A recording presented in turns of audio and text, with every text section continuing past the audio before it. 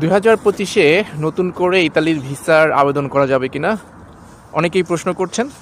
যদিও প্রশ্নের উত্তর আমি আমার গত দুইটা ভিডিওতে দিয়েছি, তারপরও অনেকেই হয়তোবা ওই ভিডিওর বিষয়বস্তু বুঝতে পারেন নাই।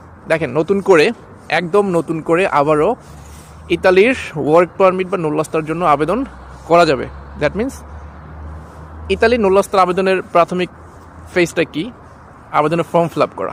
এক্স্যাক্টলি লাস্ট যে আপডেটে আমি ভিডিওটা করেছিলাম, সে আপডেটেই বলা হয়েছে 17ই ফেব্রুয়ারি থেকে 31 ডিসেম্বর 2025 এই যে সময়কালটা, এই সময়কালের মধ্যে 2025-এর ফ্লুসিতে, এটা কিন্তু নতুন কোনো ফ্লুসি না, 2025-এরই ফ্লুসিতে আপনার ইতালির নুল্লাস্তার আবেদনের ফর্ম ফিল আপ করা যাবে, এমনটাই বলা হয়েছে internet.gov.it ওই আপডেটে। সো নতুন করে 2025-এ ইতালির ভিসার জন্য আবেদন করা যাবে।